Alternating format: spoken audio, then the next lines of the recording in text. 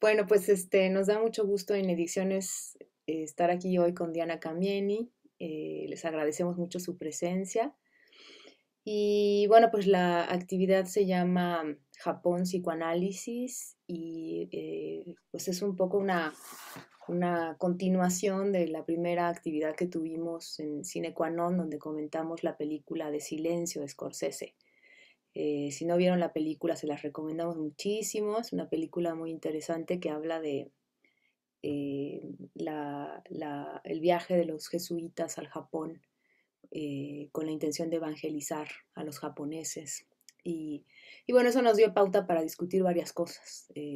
Primero que nada, pues la dificultad con la que se encontraron estos jesuitas al llegar al Japón sin saber nada de la cultura japonesa y bueno, en fin, insisto que vean la película, es muy interesante. Todo el tema de la colonización, ¿no? Ahí puesto. Y nos acordamos en aquella ocasión de la participación de Diana en este coloquio que hacíamos mención en el 2014 en Montevideo, que decíamos que iban a ser 10 años, y nos impresiona mucho eso.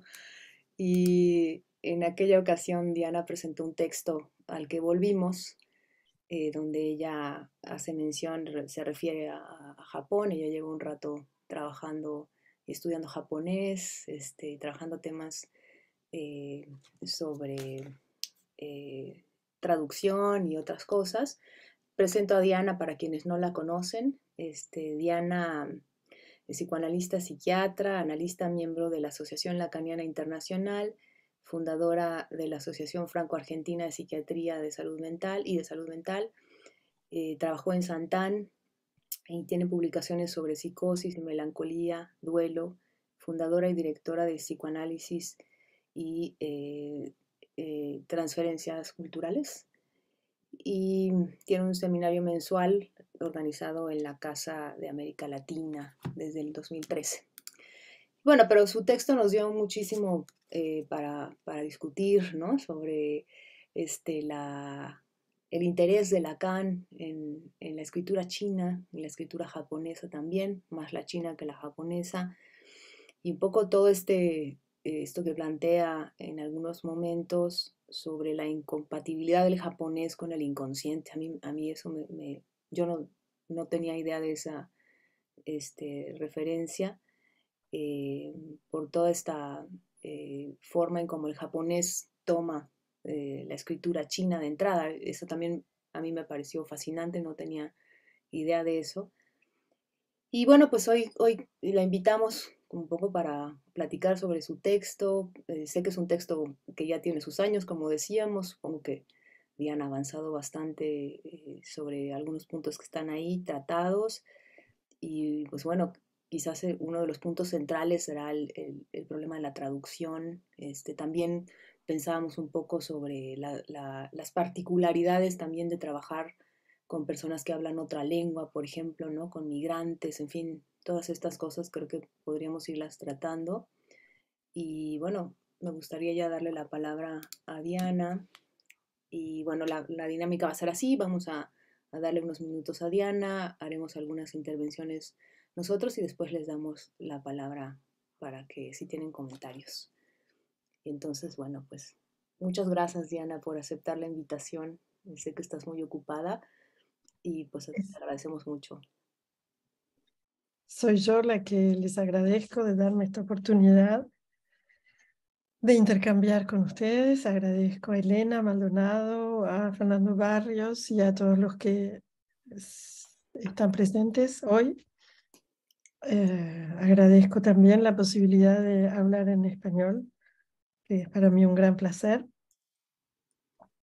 Y quiero aclarar que hubo un malentendido que es exclusivamente de mi responsabilidad, porque tardé en entender por qué me invitaban, porque yo estaba metida con el seminario que organizamos acá en la Maison de l'Amérique Latine, y, y entonces tardé, tal es así que la llamé a Elena en un momento para que me diga, que me ayude a entender de qué querían que haga.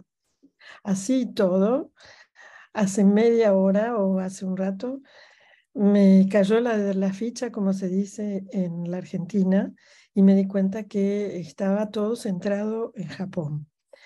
Para mí, la intervención de hoy está centrada más bien en la cuestión de la traducción. Por este error de comprensión de mi parte, pero al mismo tiempo tengo que decir que la cuestión de la traducción como tema de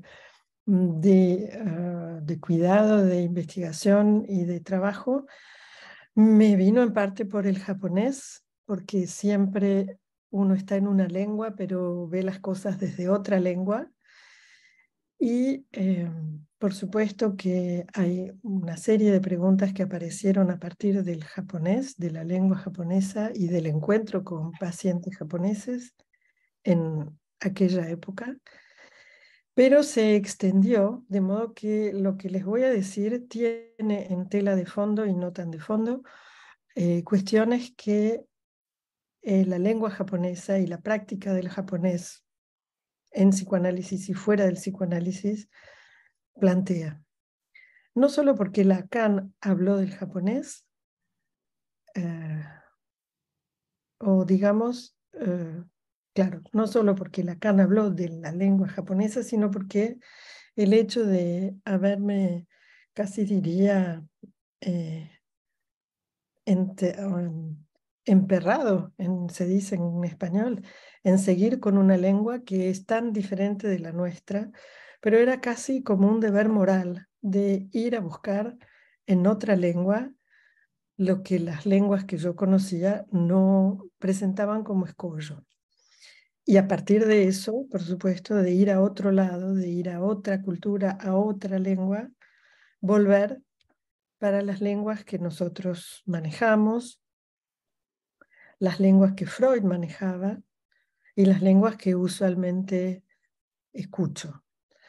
Las preguntas estas no son para mí preguntas teóricas, son preguntas de la práctica cotidiana. Primero porque trabajo mayormente en francés y que no es mi lengua materna. Y segundo porque es París y entonces hay muchos extranjeros. Y efectivamente el hecho de ir a una lengua que no sea una lengua, digamos, indoeuropea, permite plantear ciertas cuestiones, o en todo caso hacerse ciertas preguntas que que tratamos de trabajar. Entonces, como les decía, mi pregunta parte de mi práctica clínica. Entonces, les voy a hablar de dos casos, a pesar de que mucha gente no está de acuerdo en hablar de casos. Yo no creo que, es decir, para mí la clínica es ineluctable, porque de ahí se entiende en qué punto interrogo el problema. Entonces, no repetiré lo que ustedes seguramente tienen presente del seminario 18, tampoco lo que hablé hace 10 años, que me parece la prehistoria. Para mí hay preguntas en acción cuando escucho a los pacientes cuyas lenguas maternas lenguas maternas son diferentes de la mía y del francés, lengua en la que vivo la mayor parte del tiempo. Hace muchos años fui a China para un congreso a presentar allí un trabajo que retomaba el problema al que los primeros analistas de la época de Freud se confrontaron, y Freud mismo. Europa era multilingüe, como ahora, pero el inglés era una lengua menos uniformizante. Era entonces un continente multilingüe y la práctica de Freud también. Con la migración psicoanalítica durante la guerra y después de la guerra, el fenómeno del bilingüismo entre paciente y analista no se les escapó a ninguno, evidentemente, pero poco se ha publicado al respecto. Estoy hablando de publicaciones de los años 40-50. Igualmente, la migración de analistas de Argentina a Francia y también de otros países de habla hispana no estimuló la pregunta entre los psicoanalistas franceses en los años 80. Así, acá daré dos puntos de reflexión en los que estoy y que son dos preguntas. Una es específicamente el uso del concepto de traducción entre los analistas en sus trabajos teóricos, a comenzar por Freud y Lacan, que lo siguió. Estoy hablando del concepto de traducción, aunque a veces Freud usa la palabra traducción sin que sea verdaderamente representativo de lo que traducción significa para los traductores.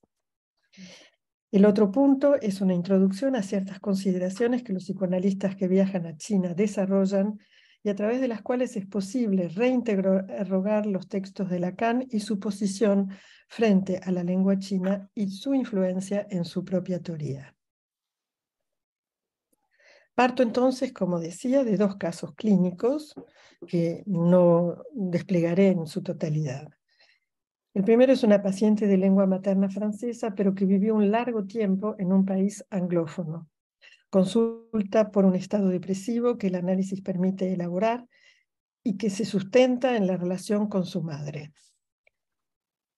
Esta estuvo deprimida cuando ella fue concebida y cuando nació, muy poco tiempo después del nacimiento de su hermana mayor.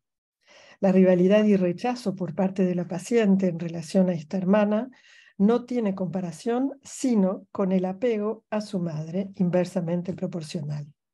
Una identificación a su padre, hasta en sus comportamientos profesionales, no le impidió tener varias parejas en las que ella tomaba el rol de sostén del hogar, sostén material.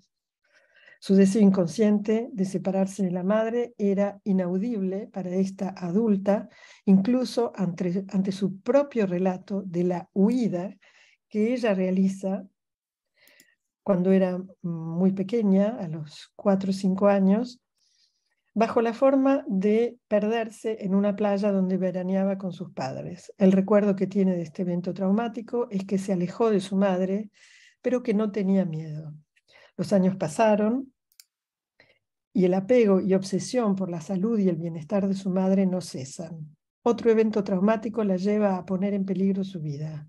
Un episodio de sonambulismo, donde abre una ventana y se arroja, afortunadamente, al jardín solamente de la casa de su madre, pero con consecuencias corporales serias. Durante este episodio sueña que está en Irán. Le interpreto I Run, cuya pronunciación no es igual, la A de Irán y la U escrita de Iran, cuya pronunciación no es igual, pero que ella, como French speaker en inglés, pesca inmediatamente, así como el contexto. Este episodio, motivado por lo que luego se sabría, era un problema neurológico, ocurrió en casa de su madre.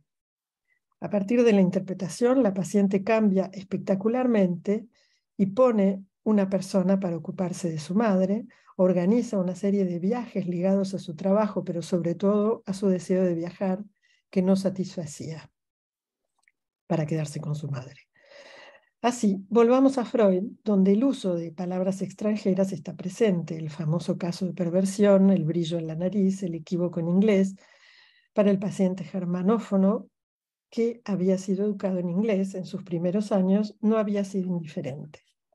Acá, por un lado, está mi pasaje al acto, diría, pero por otro, quiero decir, interpretar I Run, pero por el otro está la importancia de explorar en las asociaciones del paciente, en su lengua, lo que el sueño trae de su lengua, porque lo que queda de esta relación con su madre es la culpabilidad marcada a fuego por su deseo inconsciente que su bella e inteligente... Ay, perdón, me confundí de página. Esta es la otra paciente.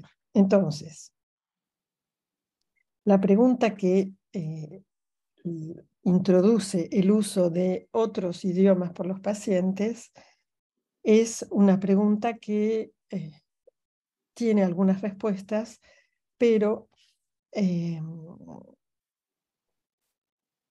el punto que me parece poder extraerse es que lo que se puede extraer del uso de otro idioma es solamente actualizable con la interpretación.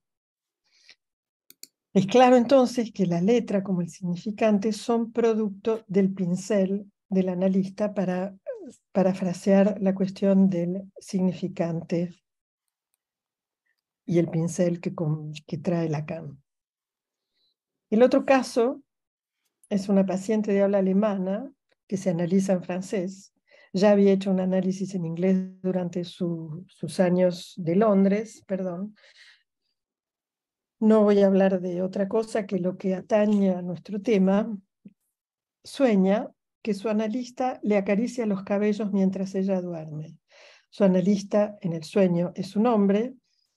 En francés, cheveux, el cabello, y je veux son casi homófonos, sobre todo para esta paciente que confunde a veces la CH con la J, con la J. Entonces, cabellos, yo traduzco y yo quiero, cheveux et je veux, evidentemente una escena sexual fantasmática estaba detrás del equívoco. Luego hay otro sueño un poco más triste. Su hermana, suicidada cuando ella era joven, está en este segundo sueño y van a ver a un médico llamado Schult, que es homofónico casi con Schuld, D al final en vez de T. Schuld, culpable. Entonces le interpreto Schuld porque es lo que yo había escuchado. Yo había escuchado Schuld con D. Entonces ella me explicita, como muchas veces a lo largo de su análisis, algo de la lengua alemana y me dice que Schuld es espalda y que en realidad había habido un médico en la familia que se llamaba Schulter y que poner la espalda es Schulten. En el sueño entonces ella utiliza esa ambigüedad significante entre el nombre del médico que existió en la realidad de la vida familiar cuando era niña y la acción de poner la espalda a su hermana, que es lo que ella hizo durante su vida. Schultern es lo que probablemente no se ha hecho en esta familia donde la hermana se suicidó. Lo que se observa en el uso de las lenguas diferentes a la lengua usada en el curso general del análisis es una proximidad, es una hipótesis, una proximidad mayor con lo real traumático, sea sexual o no, en el momento del uso de esta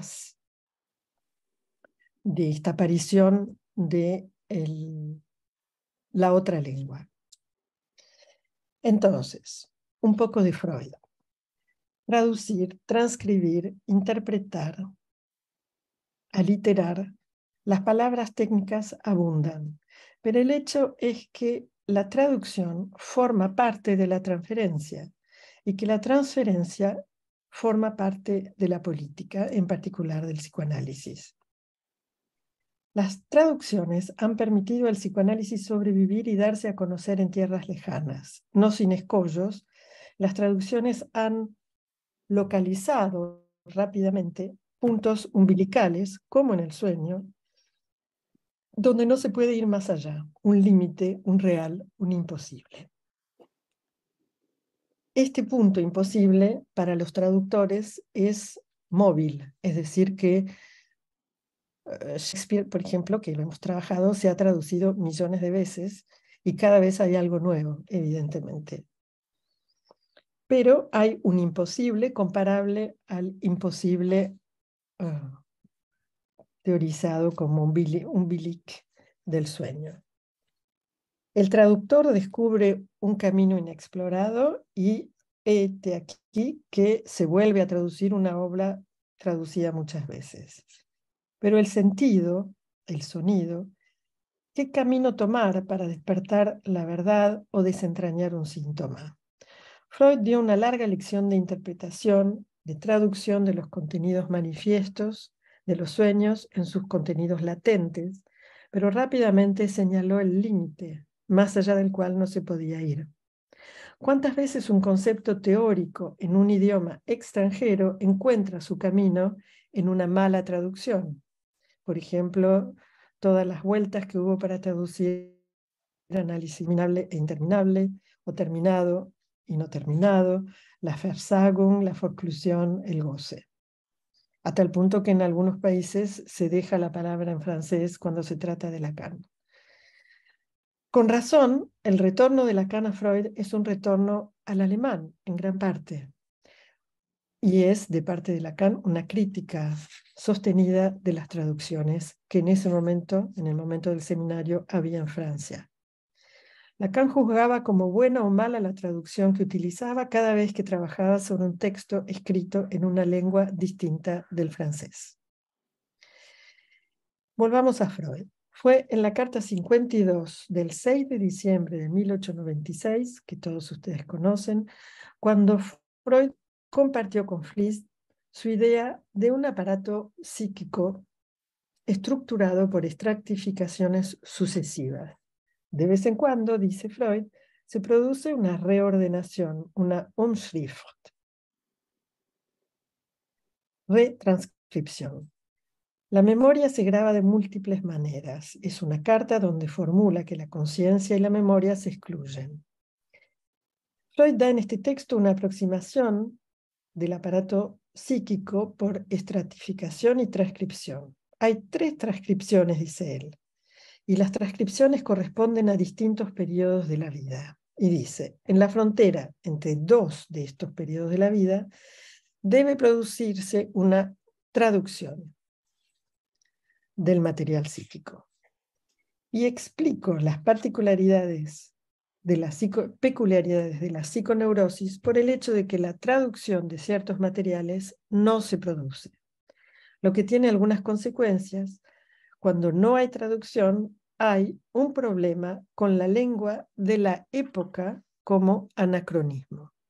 Es decir, que ahí Freud sitúa claramente la cuestión del significante, la cuestión de la no traducción y una cuestión temporal, puesto que llama esto anacronismo. La Versagung de la traducción es lo que clínicamente se denomina, dice Freud, represión. Versagung, y aquí hay un problema de traducción, fue traducido por Echeverry como negación. Hay que observar que Freud utiliza el término traducción varias veces en este texto, en la carta. Desde cierto punto de vista no hay distinción entre la traducción y la transcripción, pero en el texto los 2 términos no ocupan el mismo lugar. Según Freud, existe un impedimento para traducir al lenguaje de la nueva época, porque él está con una temporalidad lineal, de la nueva fase, y esto constituye la base de la neurosis, de la defensa patológica. Hay desde el principio una aguda conciencia de inhibición, dice Freud, la imposibilidad, diríamos, de traducir. Defensa patológica si lo real es desagradable o compulsión si lo real implica placer. Esto es Freud. En ese manuscrito donde vemos ya la articulación entre traducción y síntoma, el síntoma es entonces una formación que puede reconocerse como una traducción mala o incompleta. Me gustaría señalar en esta carta la difícil articulación entre las representaciones de palabra y el tiempo, y la traducción, incluso imperfecta, es como un tejido entre los acontecimientos a significar y el tiempo. La atemporalidad del inconsciente, un eterno presente, es posible si la traslación, si la traducción de una fase a otra es incompleta. En el capítulo del trabajo del sueño, los pensamientos del sueño y el contenido del sueño se nos presentan, dice Freud, como 2 figuras en 2 lenguas diferentes, o más bien, dice Freud, como una transferencia de los pensamientos del sueño a otro modo de experiencia, cuyos signos y leyes tenemos que aprender por comparación con el original y su traducción. No puedo resistir el impulso de recordarles en la interpretación de los sueños. Freud dice, cuando decimos pues que el pensamiento inconsciente aspira a, una vez más, traducirse en el preconsciente para entrar de ahí en la conciencia, no queremos decir que se forme un segundo pensamiento situado en un nuevo lugar, por así decirlo, una transcripción cerca de la cual permanecería el original. Ya introduce entonces Freud el punto de vista económico al decir que no se trata de salir de un lugar para llegar a otro, sino del acento en una representación o en otra. Esto es el último punto que voy a evocar de Freud. Lo que creo que ponen de manifiesto estos dos ejemplos que evoqué es lo que llamaría la construcción de la letra, la paulatina, progresiva identificación de lo que para un sujeto puede ser la letra de casi de su destino, que son casos, en los dos casos, de largos análisis. Y también, no lo voy a desarrollar acá, del lazo entre la letra y el objeto, que lo podemos evocar después en la discusión. Me gustaría ahora pasar a el lazo de Lacan con la China.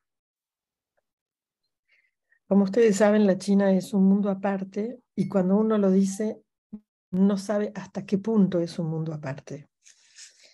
Las diferencias entre Oriente y Occidente adquieren una nitidez particular en relación con China, que nos lleva a cuestionar incluso la posible existencia del psicoanálisis, tal como lo conocemos nosotros. No es el único país de Oriente que tiene una configuración de escritura, religión y vínculo con la ciencia que le opone o que le da un sesgo particular en su relación con el psicoanálisis. Por supuesto, estoy pensando en Japón, pero también en otros idiomas no ideográficos, alfabéticos, pero que son muy diferentes culturalmente. Pero mientras en otros países, como Japón, han experimentado una verdadera fusión con Occidente desde el periodo Meiji, manteniendo una cultura y unas bases sólidas, tanto religiosas como sociales, muy diferentes del individualismo occidental, China ha conservado, al menos hasta hace relativamente poco tiempo, una sólida tradición y una transmisión de valores, creencias y mitos muy arraigados con los cuales, en todo caso, los psicoanalistas se encuentran de manera mucho más importante que en Japón, creo yo. A esta dificultad se añade el vínculo entre la palabra y lo escrito. En este punto, Lacan se inspiró fuertemente de la China. Fue casi, diría yo, tragado, englutido por la fuerza de la cultura china, por su probablemente transferencia con François Cheng y seguramente por su fascinación con la caligrafía. Porque es lo mismo hablar de la conexión del cuerpo con la escritura china que en la japonesa, que la posición, el estatuto del cuerpo en la escritura japonesa, o que el estatuto del cuerpo en la escritura y en la cultura occidental, en relación a la escritura me refiero, es una pregunta. El lenguaje ideográfico no es solo una inscripción de lo oral, dice una sinóloga, Chung, no sé cómo se pronuncia, sino una escritura figurativa. Esto le da un estatuto muy diferente a nuestras escrituras, porque es realmente figurativa. Estudiar la escritura china es estudiar el sistema de su organización, ya que la escritura misma es el producto de la historia y del pensamiento chinos. Desde su invención, hace 3.300 años, dice la misma investigadora, los chinos mantienen una relación directa con su escritura, cuyo origen es divinatorio.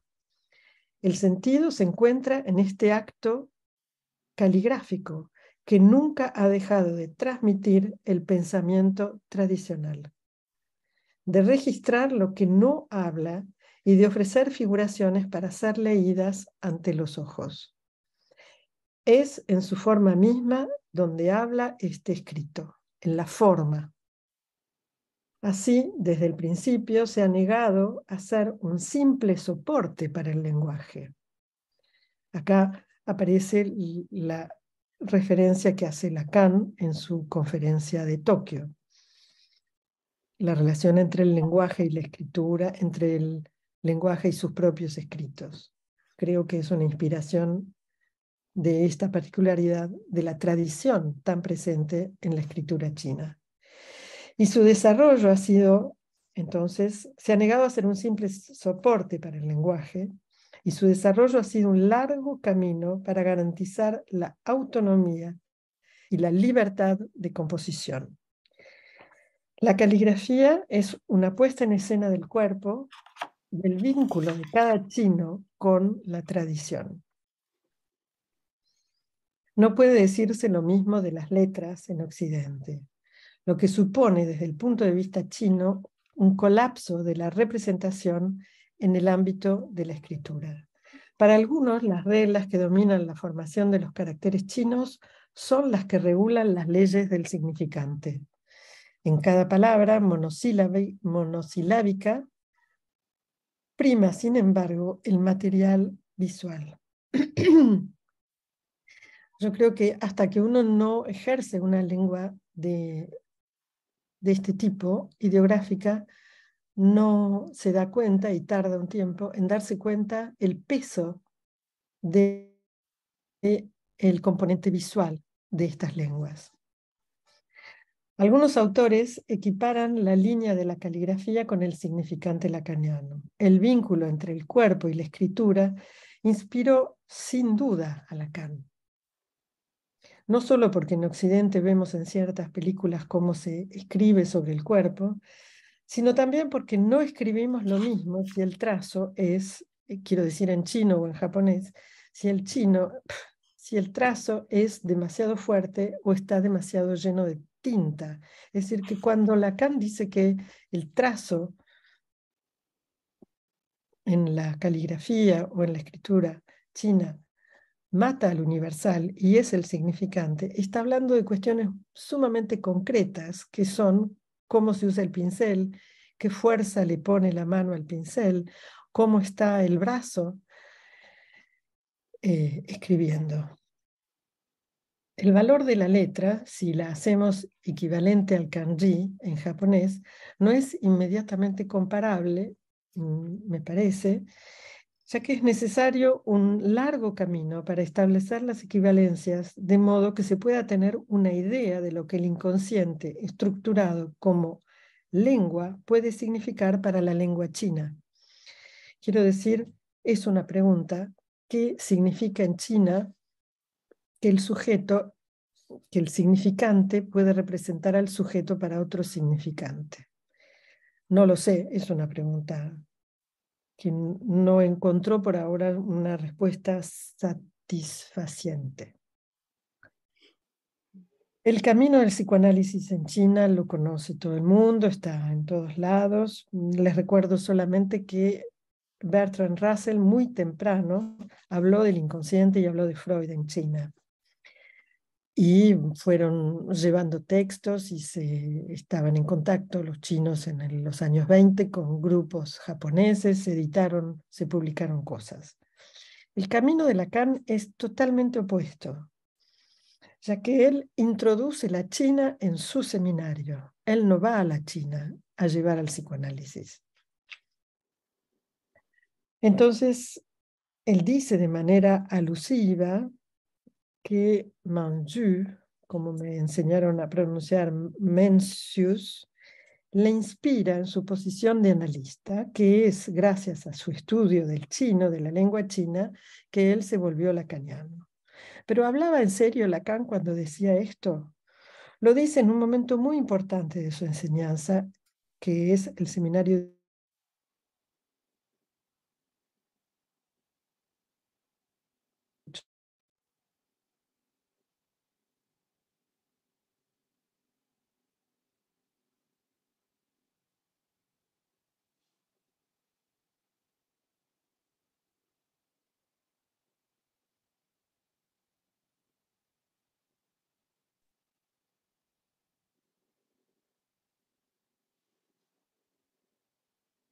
Estudió Mencius y no Confucio, no lo sé. Diana, creo que te perdimos por unos segundos. Ah, Sí. repito, Ujú. que no sé por qué Lacan eligió Mencius, que yo no conozco, y por qué no eligió Confucio, que era más conocido. Y bueno, eligió trabajar con una especie de alumno por nieto intelecto, porque Mencius estudió con el nieto de Confucio. La traducción que Lacan hace de Freud, si me permiten esta expresión, lo sitúa desde el principio en este retorno a Freud, que es su propia obra, la obra de Lacan, y su propia salida de la teoría freudiana. La traducción que hizo de Mencius es probablemente la base de algunas de sus ideas, sino de sus conceptos. Esto es Lacan, es decir, se sirve de todas referencias múltiples que él remodela, reutiliza, reinterpreta. Ahora bien, es comparable punto por punto el planteamiento de Lacan, su comparación entre la pincelada del carácter y el chino y del significante, deja lugar al equívoco. Ahí podría decir algunas cosas sobre el japonés en este punto, ya que es un tema espinoso y culturalmente muy diferente en Japón. Todos ustedes saben que la lengua japonesa importó los caracteres chinos para escribir y que en consecuencia la relación entre lengua y escritura en Japón no puede ser desde el vamos, desde el principio la misma que en China o en Corea.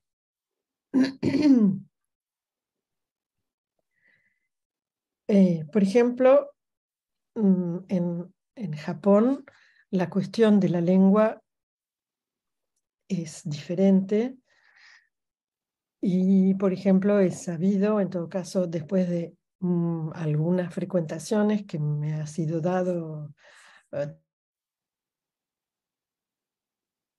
japoneses, entendí que el equívoco para ellos no solo existe, porque, por ejemplo, para uno es muy fácil individualizar palabras que suenan exactamente igual.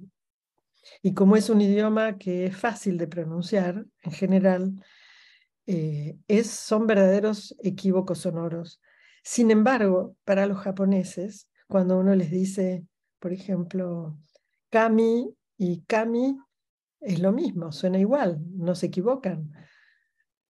Un kami es el dios y el otro es el cabello. Y dicen, ellos contestan, no, no es igual porque se escribe diferente. O sea que cuando lo escuchan, lo ven. Y hay otros ejemplos que podría dar al respecto, pero es diferente. Y por ejemplo, esto que Lacan y que todo el mundo pone de relieve de la lengua japonesa, que tiene dos lecturas, los kanji se leen en onyomi o en kunyomi, es decir, la interpretación japonesa, que ya es una traducción, o la lectura china, la palabra china que existe en chino. Para los japoneses, ellos no piensan en esos términos. Uno que es un estudiante de la lengua, por supuesto que tiene que pasar por ahí, pero para ellos no es así, no tienen en mente esta división que para nosotros es importante. Nosotros, quiero decir, los que tratamos de estudiar esta lengua. De modo que en este caso hay como una traducción interna a la lengua en japonés. Hay una diferencia, me parece importante, con el chino, que es que cuando el chino importa el psicoanálisis u otras disciplinas, no tiene otra opción que encontrar kanji para poder escribirlos, publicarlos.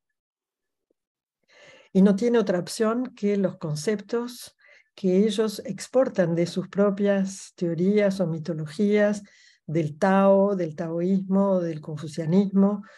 Entonces inventan engendros lingüísticos para poder decir psicoanálisis o para poder, y usan entonces afecto y lo mezclan con sentimiento, en fin. Los japoneses tienen otra opción porque tienen, además de los kanji, como ustedes saben, dos silabarios. Un silabario japonés, hiragana se llama, y un silabario eh, que es japonés, que se llama romaji, dedicado exclusivamente a escribir las palabras que vienen de otras culturas. Entonces, por ejemplo, si quieren escribir eh, clase, una clase lo pueden decir en japonés y lo escriben con los kanji, pero también pueden decir kurasu, que es una deformación auditiva de class. Y entonces kurasu lo escriben en romaji, o por ejemplo, kama, ellos no tienen cama, tienen los tatami, pero también tienen las camas, y entonces la cama es bed del inglés, y lo dicen bedu, y lo pueden escribir en otro idioma. Con el psicoanálisis pasa eso, es decir, que algunas palabras las transforman o usan las palabras chinas y otras las dejan en romanji. Además de utilizar cada vez más el inglés como los chinos, por otro lado. Entonces, bueno, me parece que voy a dejar de hablar y me parece que podemos empezar a conversar. Seguro que sí, Diana. Muchas gracias. Muy interesante todo. En realidad a mí me surgen miles de preguntas. Eh, Pensaba un poco en este libro de Bartés que volví a revisar sobre el imperio de los signos, donde él habla de este acercamiento que tiene, ¿no? A las culturas orientales en general le llaman, ¿no? Que también habría ahí que hacer una precisión, creo, ¿no? Porque está toda esta advertencia de Edward Said sobre el Mm. orientalismo, ¿no? Y esta tendencia a hacer de Oriente una unidad, además como una especie de fantasía occidental, ¿no? De todo aquello que es exótico y así, ya sabes, las novelas, ¿no? Más. Ujú. Yo creo que esa advertencia hay que tenerla ahí presente y me preguntaba hasta qué punto Lacan tendría cierto o participaría de cierto orientalismo, ¿no? Me lo pregunto, ¿no? Como pregunta, por un lado. Por el otro me surge también esta cuestión de la interpretación, que es un poco lo que tú propones como en el centro de todo. Tú decías, bueno, es que en psicoanálisis la interpretación se plantea de cierta manera y no corresponde necesariamente con lo que perdón, la traducción, sí dije traducción, se plantea de cierta manera a diferencia de lo que se plantea como traducción entre el mundo de los traductores, por ejemplo, ¿no? Y yo creo que mi pregunta es si tú crees que haya alguna acepción dentro del mundo de la traducción, de los traductores, que podría ser interesante el psicoanálisis, por ejemplo, ¿no? Porque de pronto caemos como en una sola manera de pensar la traducción, que es un poco la que has planteado con Freud.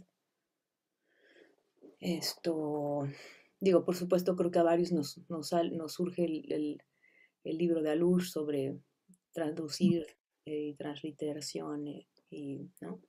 Que ahí él apunta más hacia la transliteración en psicoanálisis, ¿no? La Ujú. importancia de la transliteración, criticando un poco la noción de traducción, ¿no?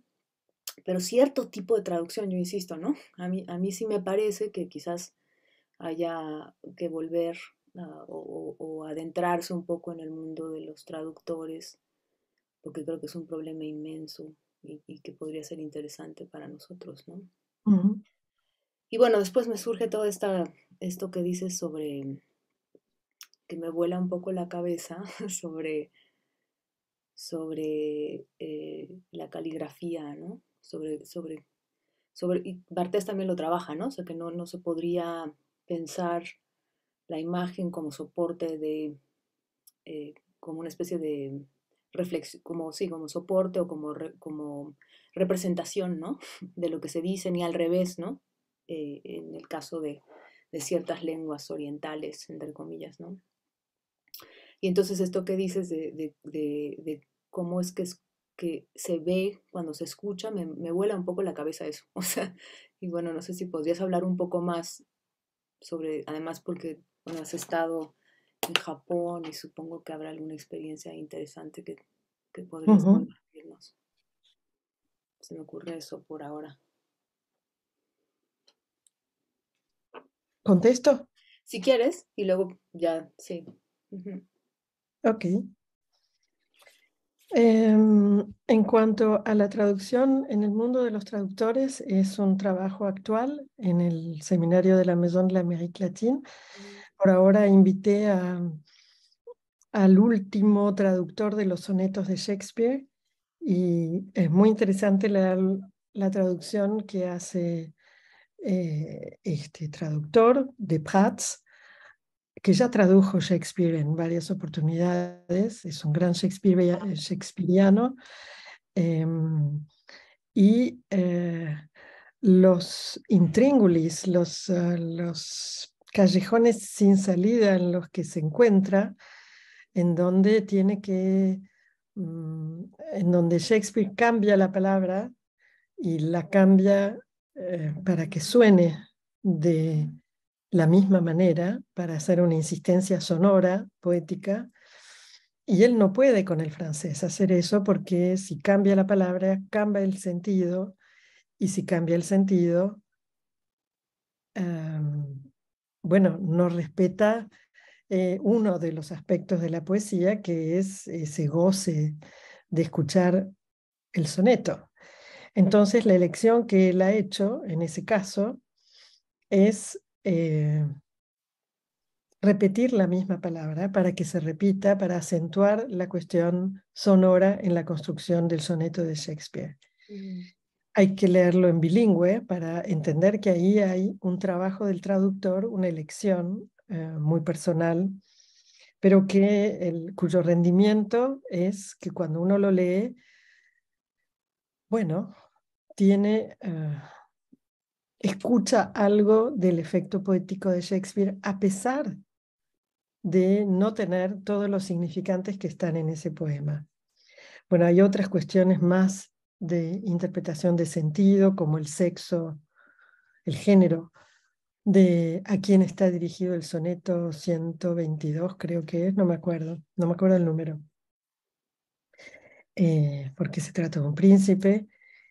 Y en cuanto a la traducción, hemos hecho también otra soirée alrededor de L'Étourdi, que ha sido traducido por varios traductores. Nosotros lo estudiamos en el cuadro de una soirée que organicé en homenaje a Diana Rabinovich, que había ella traducido con otros dos traductores también, L'Étourdi, y las elecciones que hace Diana Rabinovich en esta traducción son muy interesantes y respetan el centro o uno de los ejes de este texto de Lacan, que es l'étourdi, es decir, el atolondra dicho, que está en juego en la manera en que Lacan construyó ese texto y que los traductores, Diana Rabinovich y los otros dos traductores, mm, han tratado de respetar para que se escuche el atolondra dicho, Ujú. traducido así también, ¿no? Um, Va a venir otra gente de lengua inglesa para hablar de la traducción de los textos al inglés, de los textos de Lacan y de Freud al inglés, pero más adelante. Por ahora hemos transitado por esos dos. En cuanto a la traducción y a la transliteración, efectivamente es lo que permite abordar el sinsentido, el pas de sens. yo creo que lo que se critica en Alush es la traducción en el sentido del sentido, que es una larga historia para los traductores, porque desde el principio es que ellos deben respetar el sentido o deben respetar el sonido. Es casi el principio mismo de la traducción. Pero en psicoanálisis, si el analista se queda del lado de la traducción del sentido, bueno, por un lado se garantiza que el análisis sea interminable y por otro lado no aborda el otro aspecto de la traducción, que es el aspecto sonoro y el de la voz. Creo que es eso lo que Alush critica. Claro. En cuanto a la caligrafía, que es la última pregunta, tiene una larguísima historia en China, una larguísima historia en Japón también. A mí me parece que Lacan necesita ir a buscar algo diferente en la escritura y que se fascinó como todo el mundo con la caligrafía. Creo que estudió de manera muy seria el chino, no solo con François Cheng, sino que con de Mieville en el Instituto de Lenguas Orientales. Por supuesto que en Francia había un espíritu, o que hoy llamaríamos colonialista, pero no sé, no creo que se le haya escapado la alteridad de esas culturas. En el seminario está como inspirado y eh, muy adentrado en esas culturas y, y me parece que haría falta un estudio más detallado para que yo pueda contestar sobre su posición colonialista, como se le dice ahora, o que no tenga en cuenta la alteridad, que tampoco es una palabra que me parezca satisfacente. Satisfactoria. Eh, pero lo que sí me parece, desde el punto de vista práctico, inclusive para los analistas que trabajan en China, por ejemplo, o en Japón, bueno, voy a contar una anécdota. Di una conferencia en un momento allá en Japón y me di cuenta después que la gente no entendió la cuestión del equívoco y de su función en la interpretación, su función posible en la interpretación. Entonces, como son muy educados, nadie dijo que no estaban de acuerdo, pero cuando terminó le pregunté a la persona que lo organizaba si mi sentimiento era fiel a lo que había pasado, es decir, que me pareció que no habían entendido la cuestión que yo trataba de transmitir. Y entonces me dijo que sí, que efectivamente. Entonces le pregunté qué es lo que para él era eficaz. Es una persona que habla muy bien francés, perfectamente. Y le pregunté qué es lo que era eficaz, cómo hacía en su análisis con un francés, y me dijo que lo que era eficaz era el silencio. A mí me parece personalmente que el silencio no es suficiente para garantizar que un análisis avance. Ese fue un episodio. El otro es mi manía por buscar equívocos en japonés. Y el comentario, que después no pude encontrar las referencias, sobre la función del equívoco en japonés, que está mal visto, sencillamente está mal visto y tiene un nombre. La gente que abusa de los equívocos se la llama una palabra que lamentablemente olvidé. Entonces, la caligrafía, para volver a la pregunta, es sumamente importante y efectivamente no puede haber equívoco. Dos personas pueden no escribir igual, las caligrafías cambian con las épocas. Si uno lee textos de los años, de principios de siglo, no es la misma caligrafía que uno ve ahora. Los grandes paneles de papel que tienen todos los ukiyo-e, las pinturas sexuales que a veces tienen inscripciones al margen, tienen una forma caligráfica que no es la que uno encuentra en los libros de texto y no es la que uno encuentra hoy. Y efectivamente uno puede tener una cierta libertad, como dicen para los kanji, la caligrafía china, pero hasta cierto punto. En cambio, cuando uno escribe en nuestras lenguas, uno puede escribir con mucha deformación y me parece que las deformaciones de los abecedarios que manejamos nosotros no tienen los mismos efectos que las deformaciones de los kanji que puede uno hacer. Mm. No sé si contesté. Sí, ¿cuáles serían esas, Diana? Perdón, me dejas intrigada. ¿Y cuáles serían Sí, las que no tienen las diferencias? mismas consecuencias, dices, ¿no? ¿Cuáles? Bueno, que haciendo un pequeño esfuerzo, cuando uno escribe en nuestras lenguas, las escrituras son muy diferentes, pero uno termina pudiendo leer Ujú. haciendo un esfuerzo. Eh, Hace muchos años estaba en un restaurante y me quise mostrar conocedora de los kanji y escribí una cosa y nadie, absolutamente nadie de los que estaba en la mesa entendió lo que yo había escrito. Después lo escribieron ellos al lado. Para mí era lo mismo, pero para ellos no. Mm. Wow, claro. Mm. Qué interesante. Bueno, pues vamos a abrir al público. No sé si alguien, bueno, está Alicia que levantó la mano ya, y si alguien más levante su mano por ahí para que le podamos dar la palabra. Alicia, ¿quieres decir algo? Y Fernando después. Sí, bueno, muchísimas gracias, muy interesante. Eh, Me resuena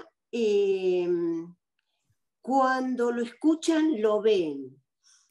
Y esta relación con la caligrafía que se vincula con el material visual. La resonancia en este sentido es una resonancia que se me hace en este momento, una resonancia clínica, que cuando escuchamos, muchas veces escuchamos en escenas. Y esto lo dicen muy bien algunos dramaturgos o escenógrafos que piensan en escenas. Entonces, me resuena esta vinculación y quería preguntarte sobre la vinculación con lo sonoro, porque en esta crítica que hace a Luz y esta diferenciación en tres operaciones que dice que se dan simultáneamente, lo que sucede, o por lo menos así lo entiendo, que en la transcripción apunta, hay un predominio, mejor dicho, del sentido, mientras que en la transliteración hay un predominio de la letra. Pero en la transcripción hay un predominio del sonido. Entonces, qué interesante y al mismo tiempo qué complejo poder, no sé si la palabra es diferenciar, pero qué escuchar de cuál es el predominio para no quedarnos con el sentido. Ujú. Bueno, tampoco es una mala palabra, pero ya que tenemos estas tres operaciones, no me parece que en el japonés a lo mejor nos dan elementos para, para la clínica, ¿no? Esto Ujú. quería comentar. Muchas gracias por la pregunta.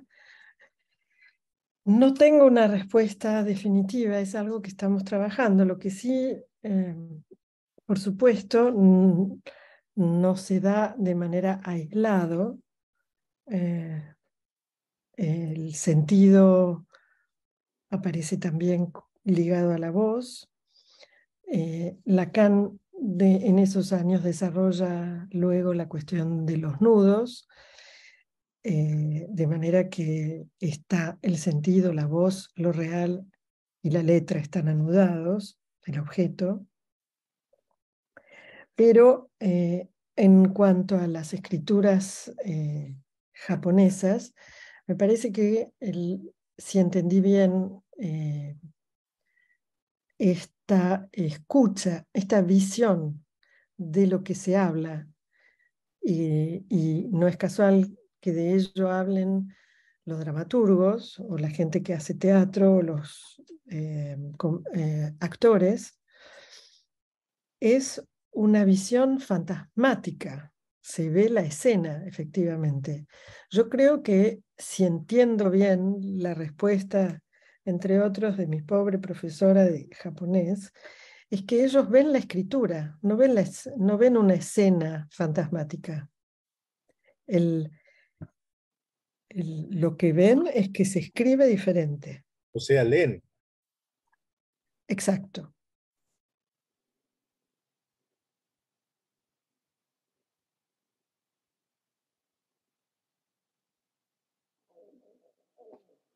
Fernando, ¿quieres decir algo? Y bueno, primero agradecerte también, Diana, me resultó súper, súper interesante todo, pero creo que algo que dijiste ahí, no al pasar, pero que quedó por ahí, que me parece enorme, es esta pregunta que te haces respecto a si podría sostenerse en japonés esto de que el sujeto es lo que representa un significante para otro significante, porque me parece que esa pregunta sí que abre una cuestión clínica, y no solo clínica, ¿no? Sino también, bueno, no sé cómo llamarle, pero digo, la cuestión de si estamos hablando del mismo sujeto, y también respecto de lo inconsciente. No sé si se entiende la pregunta.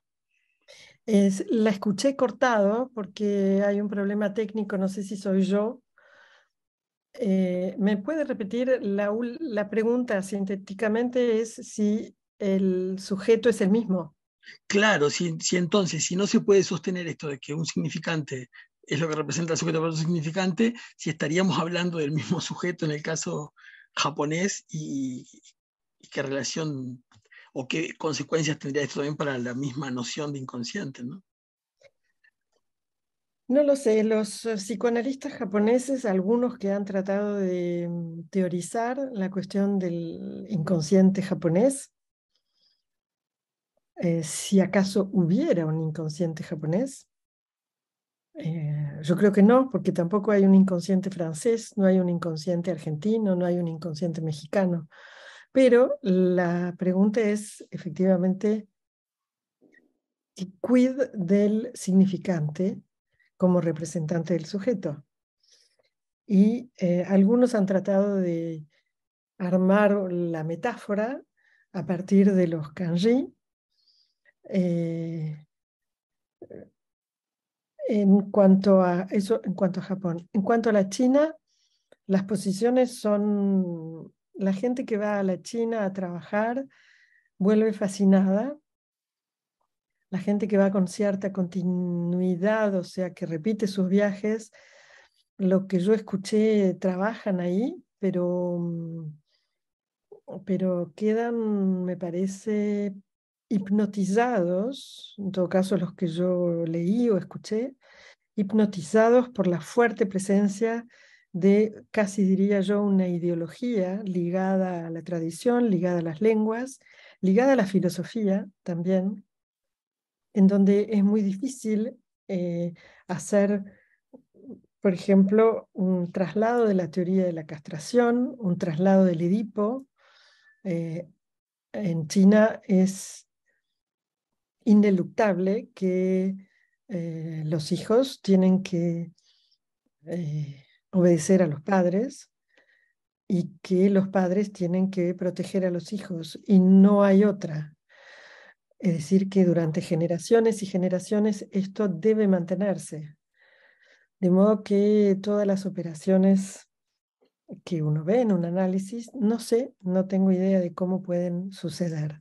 El advenimiento de un capitalismo masivo, seguramente trajo un cierto tipo de problemas, que es lo que los chinos dicen, pero la tradición y el abordaje del individuo, no del sujeto, del individuo, es inmediatamente tomado en la red. No es que el otro es una entelequia y es solo el lenguaje. El otro es sólidamente representado por la familia, la sociedad, la empresa en la que se trabaja, y es muy colectivizado. En todo caso, no tengo una idea definitiva de la cuestión, pero me parece que es bastante difícil adaptar, aunque no sea el verbo más feliz. No, definitivamente no es el verbo que quiero usar. Es muy difícil utilizar la teoría psicoanalítica en esas regiones si no se hace un análisis previo de las diferencias abismales que existen en la cultura. Gracias, Diana. Raúl. ¿Qué tal? ¿Cómo están todos? Muchas gracias, Diana, por lo que comentó. Un pequeño comentario para que se entienda por qué la pregunta. Me pareció muy importante esta alusión al estatuto del cuerpo, dijo usted, en la escritura ideográfica oriental.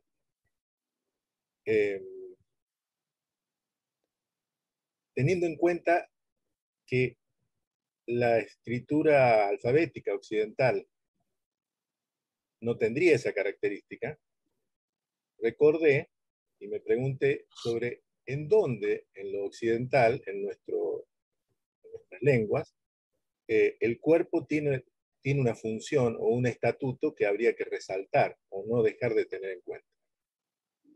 Y pienso, y por eso hice recién la alusión a leen, pienso en la lectura, ¿no? Usted sabe, es ya conocido el hecho de que en una época, en un tiempo previo a San Ambrosio, previo a San Agustín, existía lo que se llamaba la escritura continua. O sea, no existían signos de puntuación. Entonces era necesario leer en voz alta, poner el cuerpo, comprometer el cuerpo y la respiración para poder ir en busca de un sentido de lo que se leía. Cuando viene la lectura silenciosa, entre otras cosas, la lectura en silencio es posible gracias a los signos de puntuación. La recuperación de esa lectura en voz alta es algo que me parece importante, de ciertas características de la lectura en voz alta, es algo que me parece importante para la praxis del análisis, en tanto no diferenciar, como algunos harían tan claramente, leer de escuchar. Entonces, la pregunta puntual, que además puntual digo, porque justamente estoy hablando de los signos de puntuación, y la puntuación, al menos en el análisis o en el psicoanálisis en castellano, no es cualquier palabra en la praxis, ¿no? La puntuación. Incluso recordaba, mientras la escuchaba, de que yo no soy de México, pero el primer libro, creo que fue el primero, si no fue el primero, fue el segundo que salió en México de la École Lacanian, se llamó Estilo y Puntuación en Psicoanálisis. Entonces, ¿qué pasa con los signos de puntuación en la escritura ideográfica oriental? ¿Cómo hacen para puntuar? Y en ese sentido, ¿cómo se hace para escuchar desde la puntuación? No sé si se entiende. Creo que entendí la pregunta. Leer y escuchar es el hueso de nuestra actividad como analistas. A mí me parece que Lacan hubo un cambio, que cuando él habla del cuerpo en relación al significante en los primeros seminarios, efectivamente habla él dice que se lee el sentido con el cuerpo, ciertamente haciendo una alusión a lo sexual y a la castración. Pero está esta cuestión que es la presencia del cuerpo, no para escribir, sino para abordar el sentido. En las escrituras, en las culturas ideográficas, la cuestión del cuerpo no es una metáfora, es real. Es decir, si uno no puede escribir bien, hacer bien la presión, los niños, por ejemplo, estudian caligrafía. Claro, en las escuelas occidentales se estudiaba caligrafía, pero no tiene punto de comparación. Hay una especie de iniciación, con todo el peso de esta palabra, en la caligrafía oriental. Y ahí lo que está en juego no es el sentido, o en todo caso, el sentido está íntimamente ligado a la posibilidad de escribir esas letras. La puntuación existe en los libros para estudiar las lenguas, pero en chino no sé, pero en japonés, por ejemplo, hay palabras, hay sílabas que se agregan a la frase y entonces le da un sentido interrogativo, por ejemplo. Entonces no es necesario poner el punto de interrogación porque uno dice K al final de la frase. Vamos a tomar un café y pone K al final. Entonces no es necesario. En cuanto a otros puntos sí aparecen, pero más bien en las escrituras modernas. Y tienen otros elementos de la lengua, hay que recordar además que el japonés es una escritura mixta. Están los kanji, el aspecto caligráfico clásico importado de China, pero ellos han hecho un mixto en donde hay hiragana, el silabario, mezclado con los kanji, a diferencia de los chinos que solo tienen la caligrafía. No sé cómo es los puntos, cómo se usan los puntos, la puntuación en China. En Japón es mixto, como todo el resto. Es mixto, pero hay signos que se pueden evitar porque hay palabras, perdón, no palabras, hay sílabas o, sí, del hiragana, del silabario japonés, que se introducen y que entonces permiten puntuar. Hay en hebreo, por ejemplo, en el hebreo tradicional, antiguo, tampoco hay puntuación y en realidad no hay la puntuación, no está la puntuación necesaria para saber si, por ejemplo, el alef, si se le pone la letra alef, si se le pone una especie de media cruz abajo es una O, pero si no es una rayita horizontal sola es una A, y nada de eso, nada de estos pequeños signos aparecen en la Biblia. Por eso, efectivamente, la liturgia hebrea incluye la lectura en voz alta y moviendo el cuerpo, por otras razones también.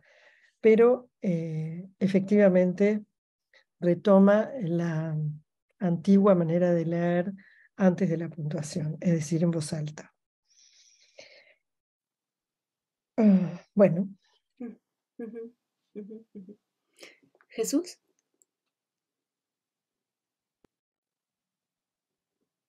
No escucho. Sí, buenas tardes. Muchas gracias por su presentación. Antes de hacerle la pregunta, le digo a Raúl Vidal que no, que el primer libro que se publicó en México es el segundo que tú mencionaste, es el que mencionaste como segundo, pero en realidad es el primero, e invertiste el título, es Puntuación y Estilo en Psicoanálisis. No estilo y puntuación, como dijiste, es puntuación y estilo. Y fue el primero que publicó la escuela en México en español. Bueno, ahora la pregunta para Diana. Eh, Algo debe tener que ver lo que voy a preguntar con lo que ya comentó Fernando y lo que comentó el mismo Raúl, porque tiene que ver con la cuestión de la metáfora y la metonimia. Figuras importantísimas en Lacan y esta equiparación que en algún momento dado hizo Lacan de los mecanismos de producción del sueño, condensación y desplazamiento con una analogía con la metáfora y la metonimia. ¿Cómo operarían en esta escritura ideográfica esta cuestión de la metáfora y la metonimia? Por un lado, y por otro lado, un comentario, pero quizás mejor primero la pregunta y si da tiempo hago el comentario después. ¿Cómo piensa usted esta cuestión de la metáfora y la metonimia? Digo que tiene que ver con lo que preguntó Fernando, con lo que comentó Fernando sobre el sujeto, por ejemplo, lo que comentó Raúl con relación a la puntuación, ¿no? Me parece que es muy difícil porque uno podría preguntarse si estos ideogramas, ya sea los chinos, que son ideogramas que la escritura es completa, donde la escritura es completamente ideográfica, o bien en Japón, donde hay un mixto, uno puede preguntarse si los ideogramas en sí mismos ya no son una metáfora, no son ya una forma de metáfora. Es una pregunta que yo me hago. Mi conocimiento de la lengua no es lamentablemente suficiente para responder yo misma, pero he seguido algunos seminarios de gente que sabe y chino y japonés, los dos, japonés antiguo y chino antiguo, pero sobre todo era en el marco del estudio de los primeros escritos en una lengua que retomaba, digamos, los escritos tradicionales japoneses. Estaban hechos por letrados al principio, en el siglo VI, VII, y estaban escritos claramente en chino. Después empiezan a escribir en japonés y mucho después se hace el silabario. Por supuesto que hay metáforas y en todo caso el propósito del estudioso que hacía este seminario mostraba que por supuesto hay metáforas y explicaba las metáforas. De modo que el japonés no se limita a la poesía en términos de haiku, que además es una manera muy particular de hacer poesía. Es una manera muy particular porque es al límite de la metonimia. Y ahí sí uno encuentra claramente el uso de la metonimia con la caligrafía, con los kanji. Pero es muy interesante que el haiku logra hacer metáforas de una manera muy particular, pero por supuesto que hay metáforas. Ahora, ¿uno puede hablar de la metáfora del sujeto? No lo sé. Uno puede hablar comparativamente usando el mismo concepto de metáfora de sujeto a partir de la metáfora en esas lenguas, no lo sé. El artículo que mencionaba, que ahora no recuerdo el autor, que trata de justamente aplicar la fórmula de la metáfora paterna, no es convincente. Parece un emparche, no sé cómo decirlo. Es un intento decidido, seguramente, interesante, seguramente, pero hay algo que no parece estar. Y me parece que, por supuesto que la metáfora existe y es posible de expresarla. Lacan mismo dice que si no se habla no hay metáforas, y si no hay metáforas no hay lenguaje. O sea, no se concibe un idioma donde no hubiera metáfora y metonimia. Pero es particular, la poesía japonesa es particular. Y es interesante en ese sentido que Beckett, en un momento, ustedes conocen la poesía de Beckett, ni siquiera la poesía, la escritura de incluso las piezas de teatro de Beckett cuando yo lo leía a Beckett me hacía acordar a los haiku, y entonces busqué, y resulta que hay un japonés que escribió un artículo grande sobre la influencia de los haiku en la escritura de Beckett. O sea que se sirvió de ese estilo de metonimia muy próxima de lo real que tiene el haiku para escribir sus propias producciones. Es probable que él haya, por supuesto, buscado o encontrado sencillamente una influencia japonesa en su escritura a través de la vuelta rusa. ¿Puedo hacer el comentario, Elena? Sí, claro, adelante, adelante. El comentario consiste en lo siguiente, Diana. Prácticamente desde que empezó su presentación, no paré de pensar en Ezra Pound. Se me imponía Pound y sus cantares en la cabeza. Como usted sabe, son intraducibles. De alguna manera son intraducibles.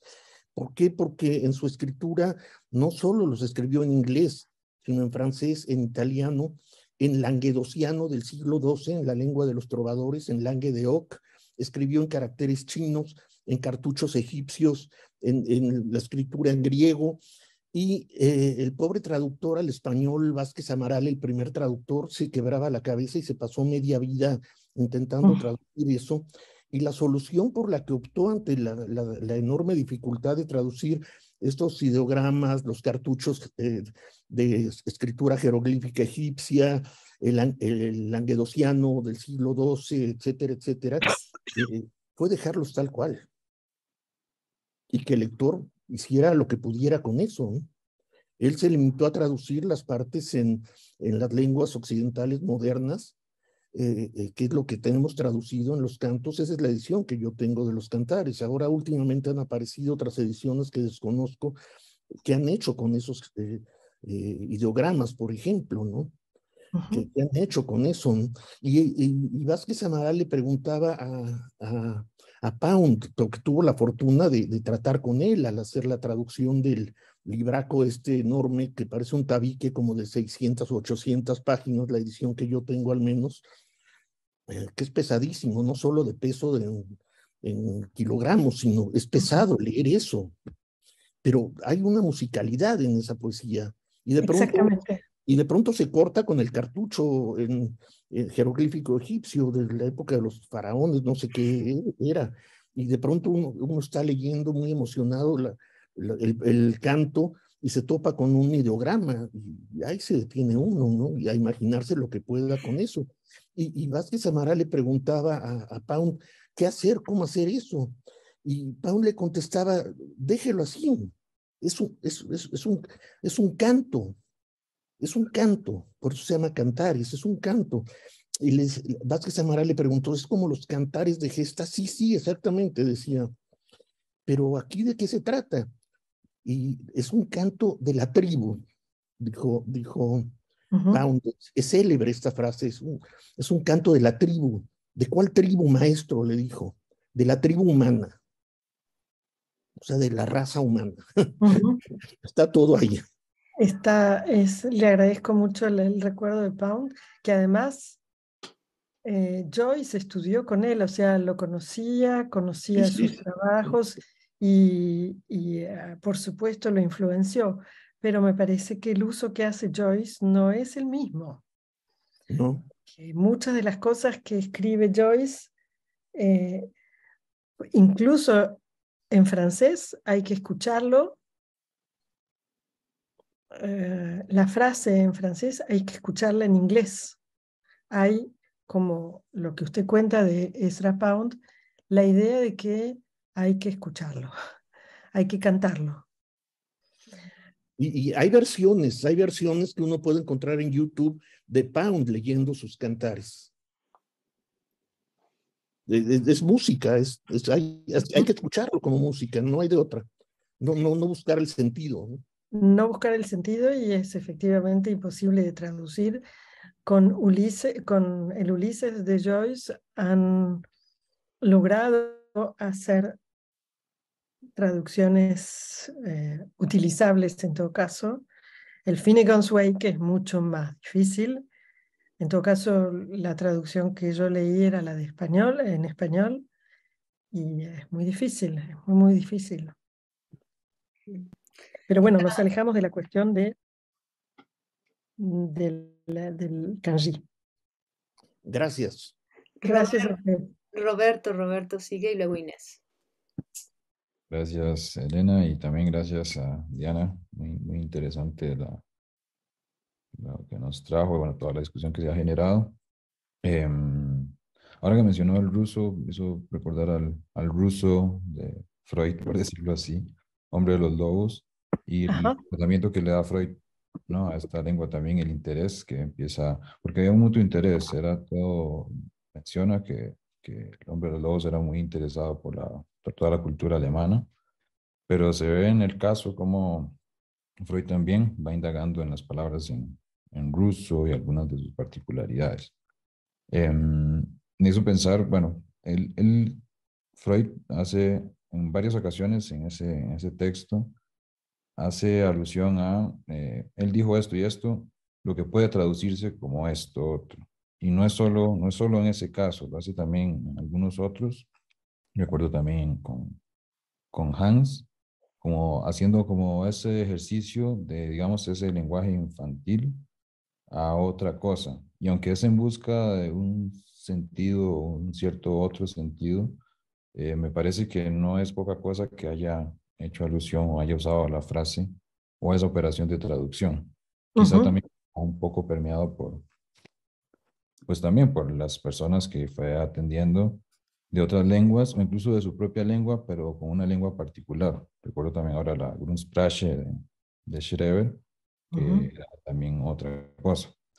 En esto, pues bueno, esta traducción, esta operación de podemos traducir como, pues recientemente, ahora que bueno, ya desde hace un año que estoy acá en México, me he sorprendido con verme traducido, por decir así.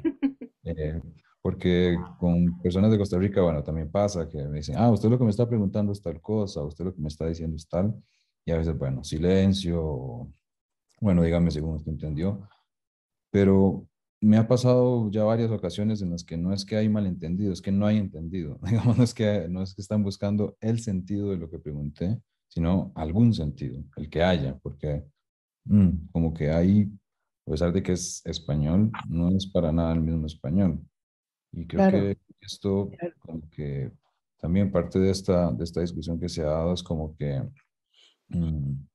es importante como ese extrañamiento. Como que me ha refrescado un poco también ese sentido como de que no se puede estar ni un pelo, bueno, yo menos, ni un pelo confiado en que estamos hablando supuestamente un mismo idioma o habitando un mismo lenguaje. Así es. Sí, yo estoy totalmente de acuerdo. Cuando empecé a trabajar como analista acá, mi primer paciente fue colombiana y encontré el mismo fenómeno, es decir, que había palabras que ella usaba que yo no entendía, que no conocía por incultura probablemente algunas, y porque en Argentina no existen otras, y cada vez que le preguntaba que me traduzca, eran palabras ligadas con contenido sexual. Es decir, que eran palabras no siempre de un lenguaje familiar, pero en varios pasos se llegaba a cuestiones sexuales. Es decir, que Hay un Lalonde que, bueno, que el analista tiene la responsabilidad de develar y no puede, si no es su propia lengua, no puede no preguntar. Yo, es la idea que tengo, de la misma manera que, bueno, es lo que introduje en la página, en la primera página del sitio en el que se publican los seminarios que organizamos. Hay un filósofo griego antiguo que dice que hay que hablarle a la gente en su mismo idioma, que hay gente, o sea, presupone que hay gente con la que uno habla el mismo idioma. Pero en realidad uno se puede preguntar, ¿con quién uno habla el mismo idioma? Aunque sea en castellano o aunque sea en francés. Inés. Hola, bueno, la ventaja y la desventaja de hablar hacia el final es que ocurrieron muchas cosas además de la presentación, pero para ordenarme un poquito voy a tomar dos expresiones que usó Diana, que fueron como un poco lugares donde me interrogué más y sí, eso. Uno es que al principio dijiste, uno habla un idioma, no sé si era idioma o lengua, lo que uso, pero uno habla una lengua y ve en otra. Eso me sorprendió un poquito y como con eso escuchando el resto. Y después hablaste del mundo de los traductores. Y yo me pregunté, ¿cuál es el mundo de los traductores? Y primero de una manera muy concreta, porque yo me he ganado la vida mucho como intérprete de conferencias y también traduciendo por escrito. En general, entre la gente que trabaja en ese ámbito, se habla de intérpretes cuando es el lenguaje oral y de traductores cuando es escrito. La mayor parte de la gente se especializa o se dedica más a uno o a otro.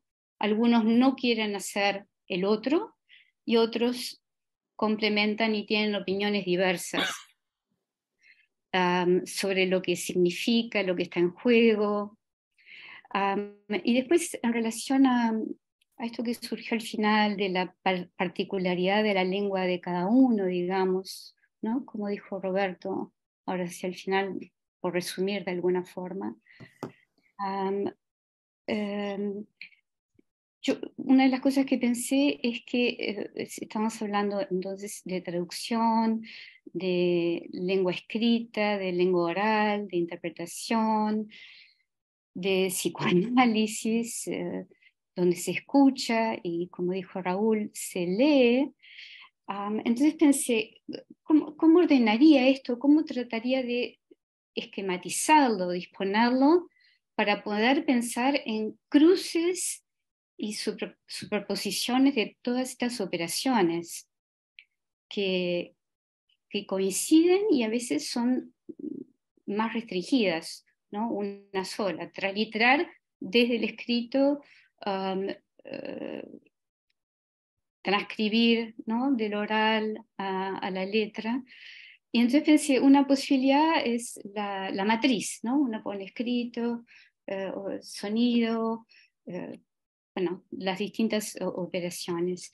Y otra cosa que pensé que no mostraría lo mismo, no tendría la misma utilidad, pero tendría una utilidad, son los diagramas de Venn, ¿no? Esas cosas que los redondelitos y donde se superpone y donde coincide, donde se separa. Y entonces, por tratar de tener una cierta pertinencia en lo que se está hablando, desde la trayectoria que yo he tenido en relación a la lengua, a ver, yo nací de padres uruguayos en una ciudad pequeña de Quebec, que era una ciudad industrial, cosmopolita.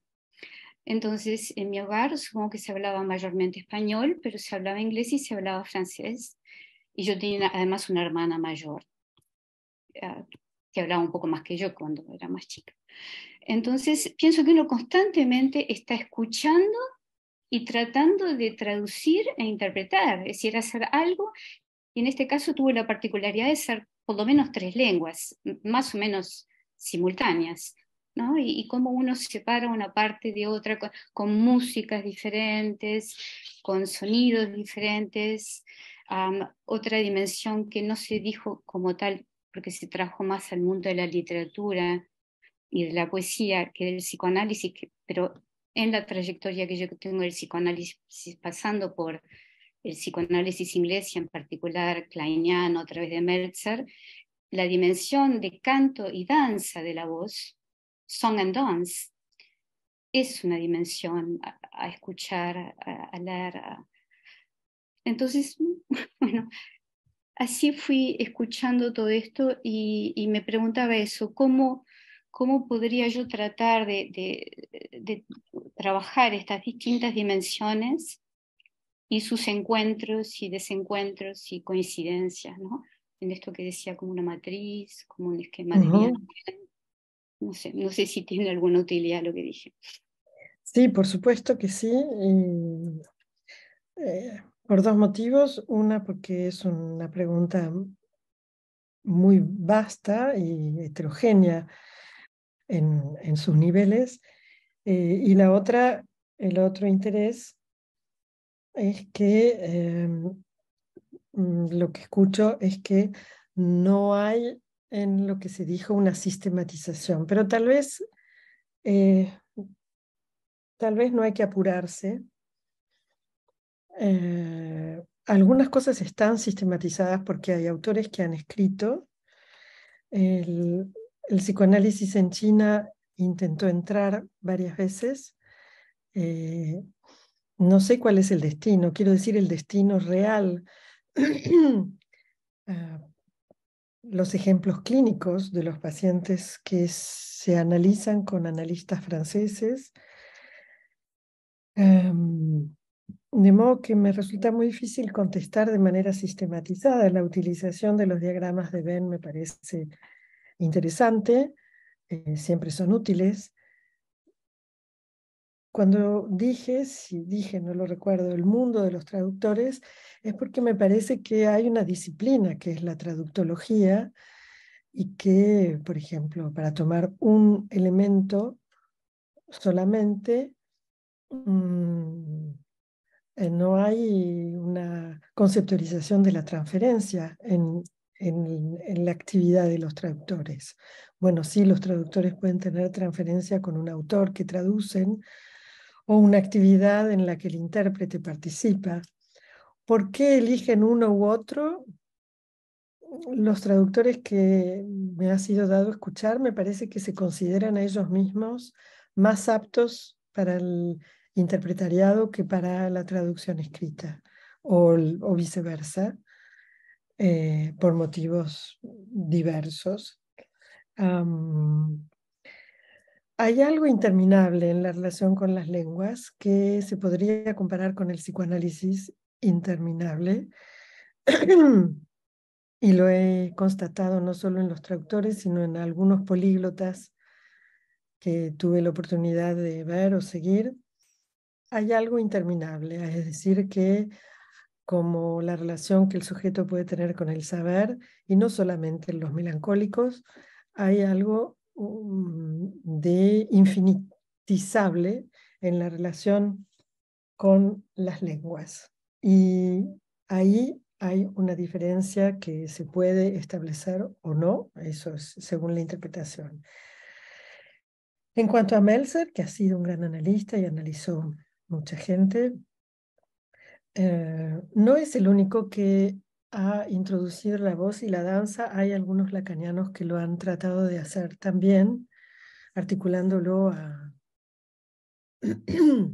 Dionisos, a la cultura griega esencialmente. Pero no sé muy bien qué contestarles, sino que estoy de acuerdo en que los diagramas de Venn serían interesantes de utilizar, pero me parece que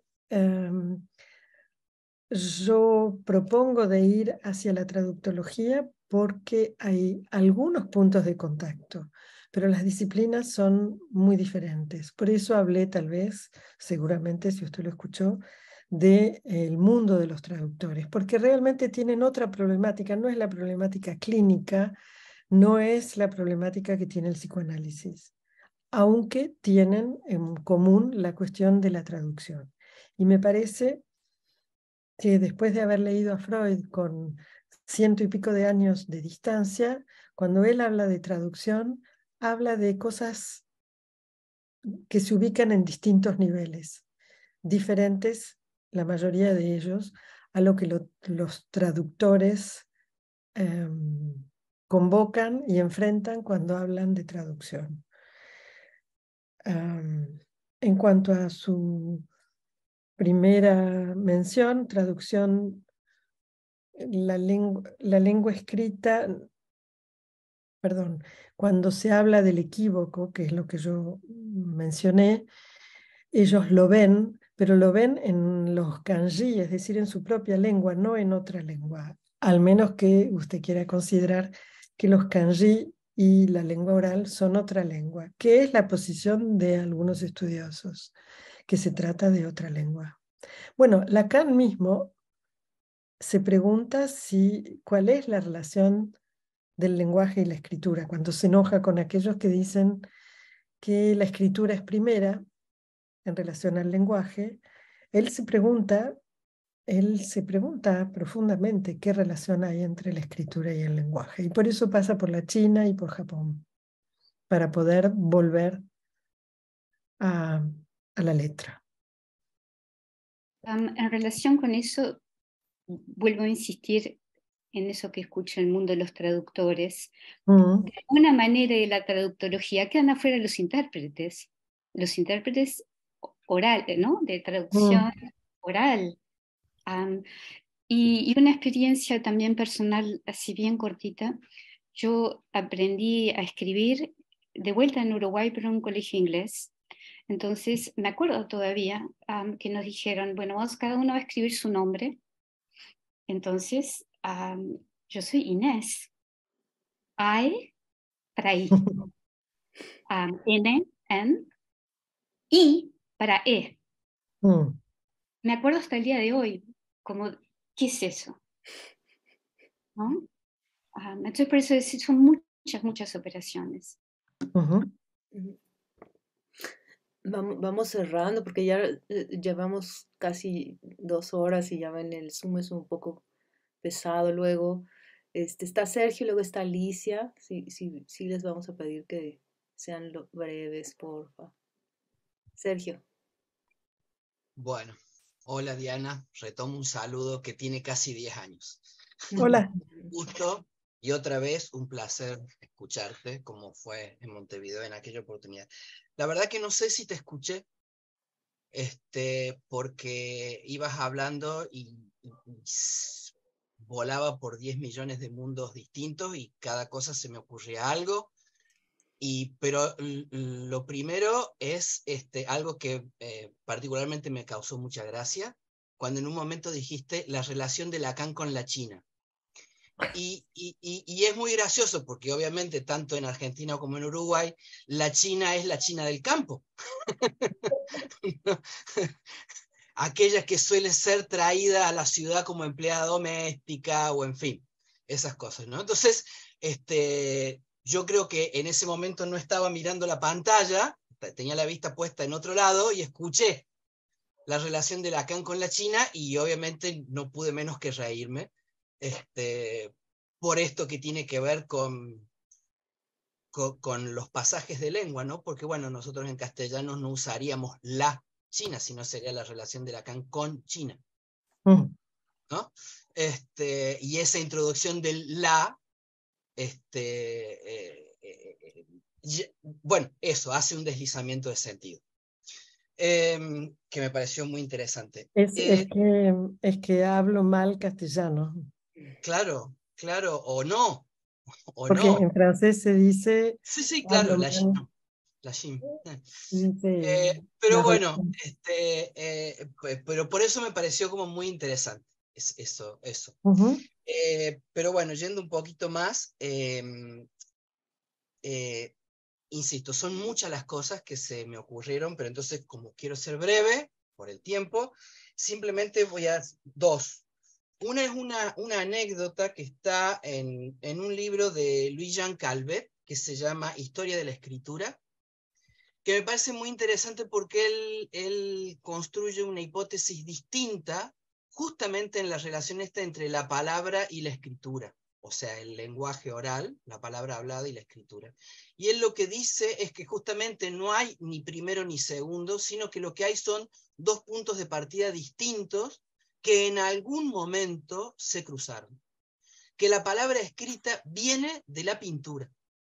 Uh-huh. El origen es, o sea, la palabra escrita es una evolución de la pintura. Y que en algún momento se juntó con la palabra. Y eso es interesante porque desarma, por ejemplo, la teoría de Rousseau de los tres tipos de lenguajes, que habría uno que sería el civilizado, ¿no? Que es el de la escritura fonética, y los otros que serían cada vez menos civilizados en relación a van teniendo menos escritura de acuerdo a lo que consideraba Rousseau que era la escritura. Entonces la anécdota que narra esta persona tiene que ver con Levi Strauss. Dice, acá está. Los aztecas, por lo tanto, si hemos de creer a Rousseau, fueron un atajo de salvajes y los chinos unos bárbaros, pudiendo calificarse como civilizados solo aquellos pueblos poseedores de alfabeto. 2 siglos después, nuestro contemporáneo Claude Lévi-Strauss nos sirve involuntariamente otra variante de esta visión cuando nos relata cierta anécdota que no deja de parecernos de los más significativas. Al ocupar su cátedra de religiones de los pueblos no civilizados, o sea, Lévi-Strauss, se dio cuenta de que el rótulo no era demasiado adecuado tras mantener a nivel teórico diversas discusiones con algunos alumnos originarios de dichos pueblos. No se podría decir de aquella gente que venía a tratar con usted en la Sorbona que eran no civilizados. Lévi-Strauss cambió por lo tanto el título del seminario, denominándolo entonces Religiones de los pueblos que no cuentan con escritura.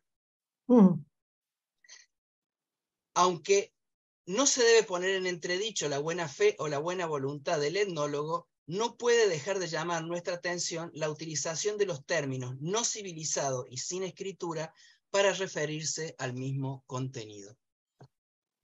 Digo, me parece muy interesante esto porque justamente introduce la dimensión política que hay en toda cuestión de la lengua, ¿no? Y en todo pasaje de lengua. Uh-huh. Y en ese sentido, con esto cierro, hablando de las traducciones de Freud, todos sabemos que el primero de los 3 ensayos de Freud es traducido como las aberraciones sexuales, que es la palabra alemana Aberrung. Y el punto es que obviamente, si nosotros la titulamos como aberraciones, es una dirección de lectura. Mientras que Aberrung tiene otras posibilidades, como por ejemplo desvío o incluso extravío. Y si tomamos, en vez de decir las aberraciones sexuales, los desvíos sexuales, pues efectivamente ahí sí estaríamos de lleno en el psicoanálisis, puesto que para el deseo no hay ningún camino recto, todos los caminos son desviados. Así es. Eso. Gracias por los comentarios. No tengo mucho que agregar, sino que efectivamente lo que dice Calvet es un poco se lo puede llevar a la cuestión de la diferencia entre lo que se habla y lo que se escribe en estos países que nos ocupan, en estas lenguas que nos ocupan. Efectivamente. Y por último está la escritura de los pueblos originarios del sur, que siempre fue considerada una no escritura, que es la escritura con nudos, uh-huh. los quilpus, ¿no? Que es considerado directamente una no escritura, y eso es interesante porque efectivamente no tiene ninguna relación con lo hablado. Exactamente. Es solo una lectura. Bueno, me parece que es una apreciación que está cambiando, que se descubrió mucho en los últimos años como usted dice, los pueblos del sur, como vos decís, los pueblos del sur, que especialmente con los mayas hubo descubrimientos muy importantes y que no se miran las cosas de la misma manera. Alicia. Bueno, cortito porque ya estamos terminando, lamentablemente. Bueno, una comparación en relación a esa paciente que no traducía aquellas palabras que tenían una connotación sexual. Me vino Aristófanes, en griego, el Lisístrata, que tiene un montón de palabras con connotación sexual e insultos, y en griego no se traduce, queda escrito en griego. Y hay una teoría que justamente esas palabras inspiran a cierto misticismo o a ciertas cuestiones mágicas. No sé si la comparación es, si pasa en general, o esto es solamente en la comedia griega, con Aristófanes. Bueno, lo pude, y con un psicoanalista que traduce griego, bueno, tiene la traducción del Lisístrata y no tradujo estas palabras. No sé si hay alguna relación con estas teorías, o se me ocurrió. Muy interesante. Está hablando de la traducción al español. Sí, sí. No sé si en otras traducciones, pero... no, supongo que será una conducta que impone el griego en relación a esas palabras, o que no sé, voy a averiguar, y si encuentro una respuesta le diré. Bueno, pues ya estamos llegando al final y pues nada, agradecer por supuesto a Diana su generosidad y bueno, su plática tan interesante. Creo que deja ahí abiertos varios puntos. No sé si Fernando, Marina o Roberto quieran decir algo más. Yo me quedé pensando muchas cosas, sobre todo una cosa que dijiste, Diana, si entendí bien, una cosa clínica, me parece que algo así como cuando alguien en análisis habla más de una lengua y pasa de una a la otra, cuando algo de un real se juega allí. ¿Creí entender algo de eso? Sí. Me pareció súper interesante a sí. pensar. Y cuando, curiosamente, bueno, no tengo muchísima experiencia, pero he visto 3 pacientes políglotas. Curiosamente pasan poco a otra lengua y se quedan ahí fijados al francés. Cuando los trabajos que encontré de los años 40, 50, no hablan de real, por supuesto, no son lacanianos, pero hablan del contenido sexual que encuentran en esos pacientes, y hay ejemplos muy interesantes. Pero nosotros tenemos útiles teóricos que permiten, bueno, ver qué es lo que aparece en esas palabras, y me parece que en muchos casos, por supuesto que no tengo ningún estudio estadístico, pero que en muchos casos hay algo que es lo que ha llevado a ese sujeto al análisis y que ha estado presente en todo el análisis, y que cuando aparece dicho en otra palabra, en todo caso a mí me aparece como ligado a ese real. Muchas gracias. Bueno, ¿iremos cerrando? Vamos cerrando, sí. Muchas gracias a ustedes por haberme invitado, por todas las preguntas que anoté y que que seguiré trabajando y les agradezco muchísimo la invitación y sobre todo el clima de trabajo. Muchas gracias, Diana, a ti. Una cosa antes de cerrar, Elena, si me permites, queremos comentarles que se acuerdan que la última actividad que hicimos terminó con la idea de generar una jornada en torno a epitafios para Lacan, la jornada que hicimos con José Asandri. Bueno, estamos trabajando sobre eso y próximamente vamos a hacer la convocatoria abierta, así que vayan pensando epitafios para la tumba de Lacan. Dentro de poquito ponemos el argumento. Epitafio. Ponemos el epitafio. Muy bien. Sí. En las tumbas se pone un epitafio. Ok. Bueno, sí. Bueno, pues muchas gracias a todos y nos vemos. Muchas gracias. Muchas gracias, Diana. Gracias. Hasta luego. Hasta luego. Gracias. Bye. Gracias. Bye.